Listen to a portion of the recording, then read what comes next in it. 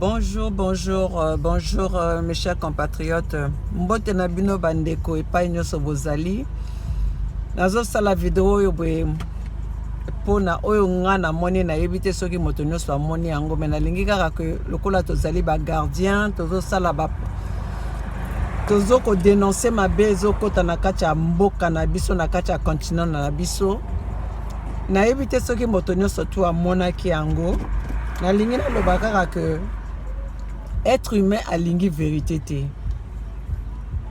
Surtout l'homme politique n'aime pas la vérité.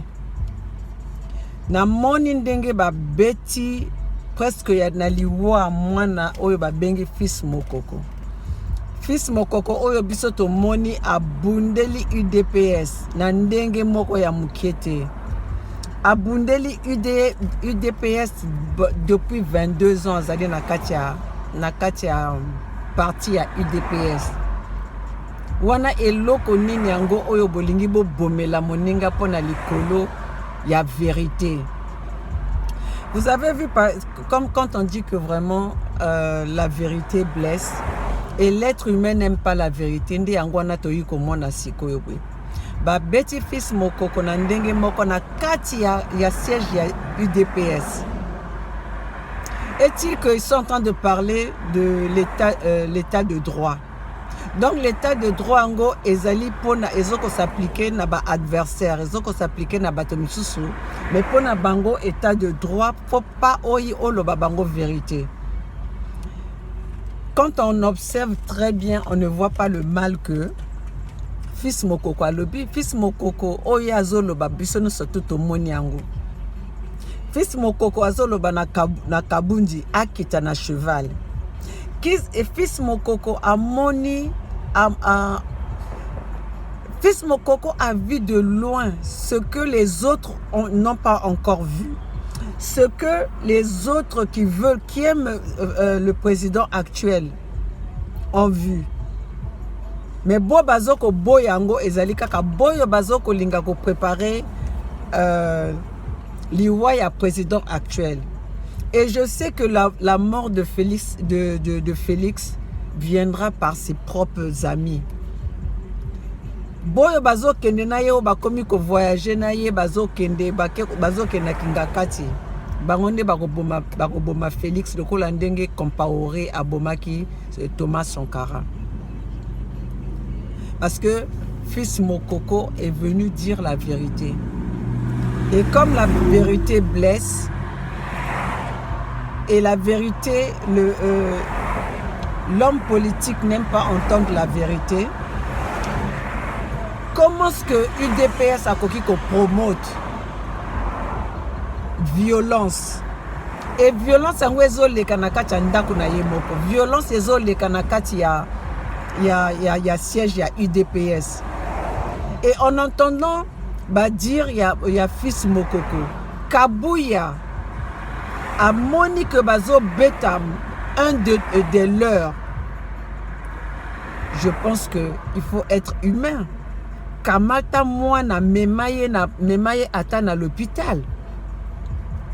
Après ce qui bolingi quand même bosalaye ba reproche, beaucoup qui kosala ba reproche, mais tu ne peux pas te permettre.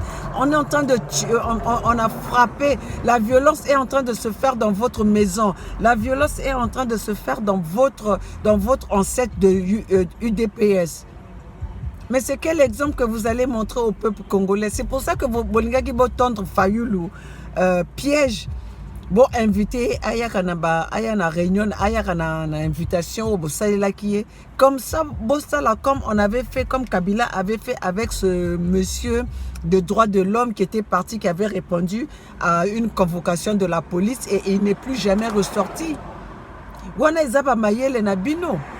Ce que les élections se faisaient pour vous avez refusé, le peuple avait refusé à boyaki système ya Kabila. Mais quand on voit le système de Kabila est en train de continuer, c'est tout à fait normal que les gens puissent le dire. C'est tout à fait normal que les gens le dénoncent. Mais bino ce qui va dénoncer bino est comme yako kanela. Quand on parle du mal, quand on parle de faits que vous êtes en train de faire, vous commis ko kane la bateau, vous commis ko louke la bateau ba que bateau ba lobate. Mais donc état de droit ezali siko wapi.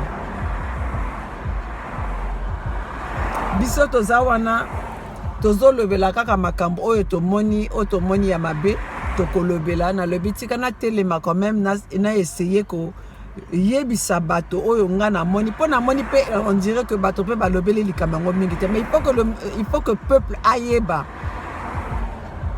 que talandenge Kabila a réussir que diviser UDPS.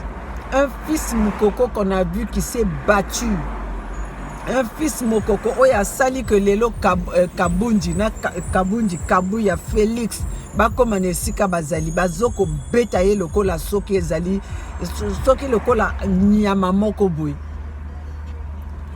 Et là toyoki pe Félix a réagir na ngote violence ezosala na kati ya UDPS ezosala na siège na bino ezali peut-être que babeti mosika babeti na balabala kendeke même que akoma moto ya lamuka. Le problème, il est où? On est libre de choisir son parti. Lelo na mikili ya poto to mona kango. Ozola na parti o moni que ba idéologie na bango ezo kende susu na ndenge oyo zaki ko supporter bangote. Okoki ko changer. Et ma BP ezali te ko critiquer. On ne fait pas la politique pour ne pas être critiqué. On ne fait pas la politique pour être parfait. Justement, avec ces critiques-là, c'est ça qui vont faire que bato va changer.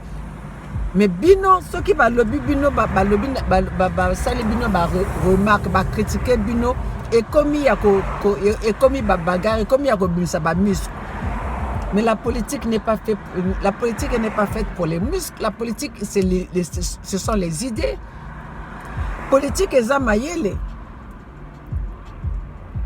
Vraiment nazalaki désolé, nazalaki vraiment salaki nga pasi mingi na mona fils Mokoko, bien que c'est pas moi je suis pas de l'UDPS, mais na mona que ba beta mutu na ndenge wana ba beta fils Mokoko, pas n'importe qui, mais fils Mokoko qui s'est battu, que nous tous on a vu. Biso no soto moni ndenge fils Mokoko a bundelaka UDPS et ça fait 22 ans qu'il est dans UDPS. Fils Mokoko a sacrifié jeunesse. Fils Mokoko, si on voit bien, il n'a pas eu une vie. Il y a que se faire satisfaire. Lelo, parce que Fils Mokoko, comme le la vérité, a commis moto le toko. Fils Mokoko est devenu a commis moto oya melaka bamasa. Mais les razaki ko sala ba propagande pour na UDPS. Les razaki ko sala ba propagande pour na Félix. Les razaki ko sala ba propagande pour na Kabundi. Azalaki moto masangate, azalaki moto ya lotokote. Donc si ko komi soki a lobby o auti komela masanga. Vous n'avez pas vu comment même que Kabund Nabino Wanandenga a changé, son langage a changé. Le peuple cherchait que le système ya Kabila ekende. Système ya Kabila ezali kakawana. Tomoni na mikili ya poto lo e pa inini bomona Macron abima na nani abima na azalaka na kati ya parti ya Macron, azalaka ministre à Macron. Mais lelo abimi pour na la partie na a gagné bas élections. Est-ce que bon monaka Hollande, bon monaka François Hollande azalaka tout le temps derrière Macron. Mais ce que nous observons aujourd'hui est comme même que Kabila comme même plus populaire que leur Azalaki président. Partout et Kabila il est même fier, il est même plus arrogant que Nenga Azalaka Liboso. Bato Kabila ba komi arrogant. Balobi na yo Kabun ba monyo likolo ya cheval okena kingakati. Batinda ki soko api mission kena kingakati okomi likolo ya cheval. Maintenant balobi no kita na cheval vient régler les problèmes du peuple. Yebisi bin oyo fils Mokoko alobi ezali oyo biso nyonso tutozomona. Likambo nini ya mabe fils Mokoko alobi o bolingi bo betier à vouloir l'éliminer, à vouloir le tuer au sein de l'UDPS. Biso nyonso tutomoni to observer yango hein. Eza makambo ko bomba tete oyebi. Maintenant on sait où de quel côté l'UDPS prend son verre, tire son verre. Donc voilà, nazaki kaka na koloba, nazaki kaka na koloba likambo wana, biso nyonso tout to moni na ba image, ndenge nini Fils Mokoko a été tabassé dans le siège de l'UDPS. Comment est-ce qu'il a été tabassé aux yeux de Kabouya, alors que ils disent que c'est l'état de droit. Et voilà, l'état de droit a commencé par leur propre fils.